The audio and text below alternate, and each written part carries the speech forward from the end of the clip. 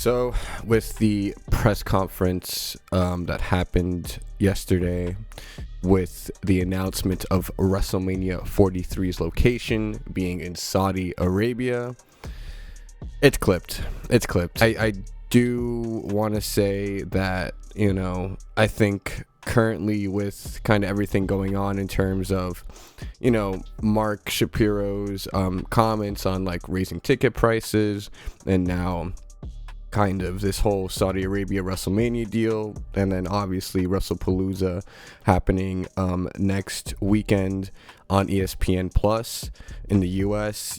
I think we really do have to chalk it up and kind of say that WWE is completely corporatized, and the transition from being this family wrestling company to now this global kind of conglomerate entertainment company is kind of complete. WrestleMania is seen as not only a Super Bowl for the wrestling industry in terms of the US wrestling industry, but is seen as a like worldwide travel destination for many international fans and stuff like that. Like, despite how expensive it was in Vegas, most of the people that do come to WrestleMania are from different countries and plan to go to a Mania as a similar thing, almost like a Disney World, to do, especially the first international Mania since the one in Toronto with Rock and Hogan back, like, was it 17 or 18?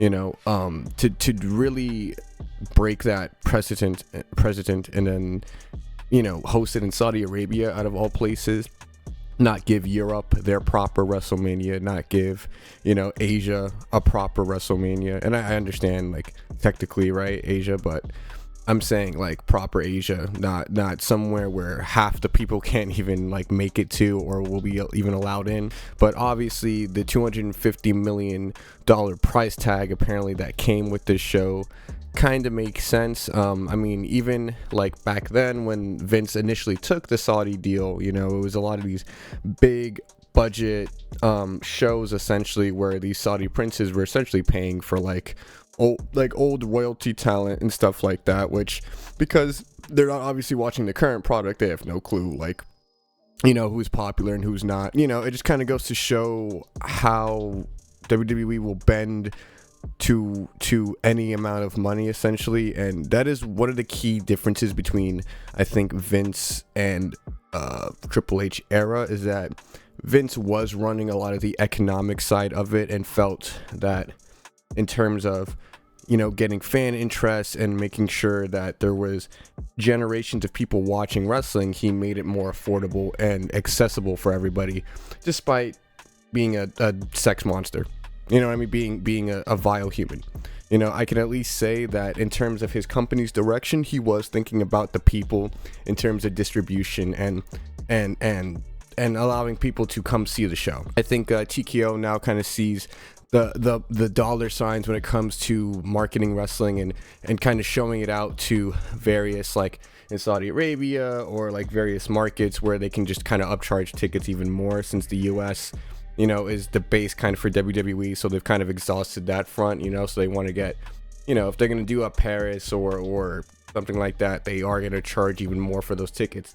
You even had the Paris fans chanting that they were broke after the show, as a joke because of how expensive the tickets were. This whole thing with the Saudi Arabia WrestleMania deal, WrestleMania is cooked. I think in terms of, they've always kind of tried to keep the continuity separate on the Saudi shows, and then eventually I think even with the Triple H era, that kind of got thrown out the water once we started having the Queen and King of the Rings, and that led into like the major programs for SummerSlam. As someone who didn't mind the shows when they were just kind of, anime movies and not canon, I thought it was okay, because then it wasn't like it was something we had to watch. So people who might have not disagreed, or who disagreed with the politics and don't want to support that whole deal, cannot watch and not feel as if they were left out. And I think Vince did that subconsciously, because while maybe part of why Vince was so evil and twisted was that because he knew how to kind of navigate these social situations and actually see all sides in a way. I'll give him credit there, but still a fucking monster, right? I think there really is something to be said about how WWE is alienating most of its fan base and not really listening to any of them about like kind of what wrestling is, how it should be accessible, and you know what audiences are actually craving, right? I mean, it seems like with the Saudi Arabia announcement, WWE is not listening necessarily to the fans in terms of how we can access the product.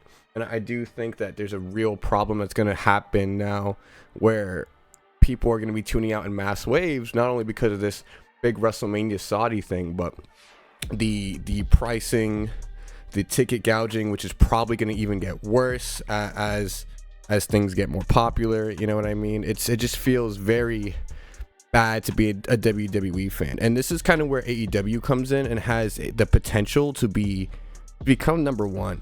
And I think it's not because of in-ring product, but it would be in terms of its accessibility. If I look at Full Gear prices, right, for in Newark, New Jersey, compared to the Monday Night Raw in Madison Square Garden where John Cena is showing up, I can get decent mid-level pay-per-view seats for a pay-per-view that I know is probably going to be like 5 or 6 hours. Each match is like 20 plus minutes because they let everybody in AEW go hard, right? And I'm gonna get my money's worth. I can spend like $300-400 maybe dollars on a hard cam level, like 2 hard cam level seats. Whereas for the Madison Square Garden, right, Monday Night Raw show, and I get it, John Cena's last appearance, the nosebleed seats are like $250 nosebleed, right? Which is more than those hard cam mid-level seats for Full Gear, which is like a major pay-per-view of AEW. So I really do think right now, I think especially our jobs as content creators is to point out that value.